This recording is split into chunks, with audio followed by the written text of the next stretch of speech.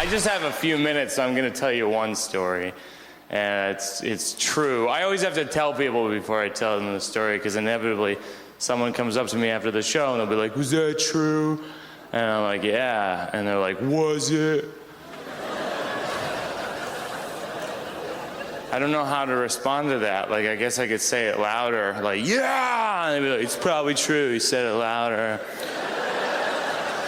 But it's, when I was about 19, I had a malignant tumor in my bladder for about a week. But it's funny because, stay with me, because I'm a hypochondriac. And I think the funniest thing that can happen to a hypochondriac is they get cancer, because it confirms every fear you've ever had in your life. You're just like, see, I told you. Remember last week when I was overtired and I thought I had rickets? I was probably right about that too. There's gonna be a lot of changes around here, you know. And well, I found out I was driving home for Christmas break from college from Washington, D.C. to Massachusetts. Those are places in America. And about halfway home, I stop at a rest stop to pee. I don't mean to be graphic, this is just what happened. There was blood in my pee. I know, how do you think I felt? 'Cause I knew it could mean like 5 things, and 3 of them mean I die, and the other 2 aren't exactly a trip to the Bahamas either. And so I get home like 2:30 in the morning. I woke up my dad, I told him what happened. He had a very grave look on his face because he's a doctor, so he knows about the Bahamas. And he took me to see a urologist. Now, I didn't know at the time what urologists do. I was very naive, and we went in, he goes, could you put your hands on the table? And I was like, all right, I can put my hands on the table.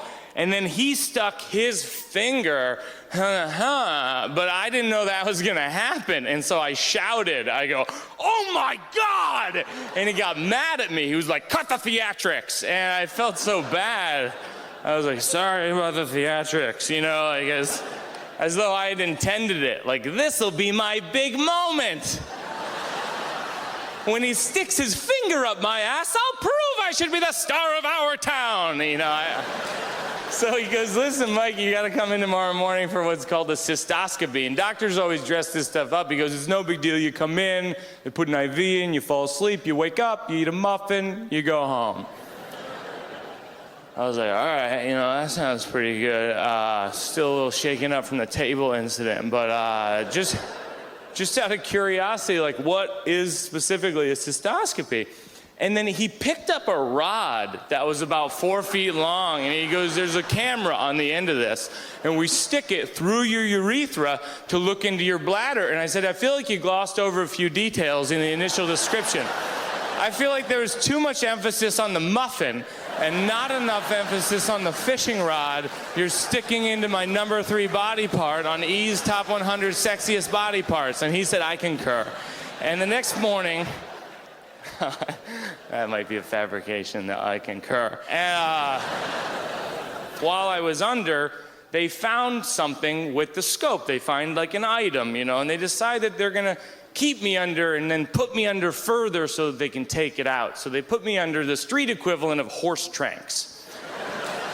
I don't react to drugs very well. I'm the guy, if you're ever smoking pot in a group, who's like, do you guys hate me? You know, like, who's at the door? Who's at the door? Who's at the door? Who's at... Why does my heart hurt? Is that rickets? You know, I'm not proud of that, right? That's just who I am. So my voice gets very loud, too. I wake up in the recovery room. It's mostly elderly people. But in my brain, it was like a dance club. I was like, this place is awesome. We should come here all the time. I don't know why we didn't come sooner. Dad's always here. And my mother's mortified. She's like, shh. I was like, oh, all right. Do you hate me?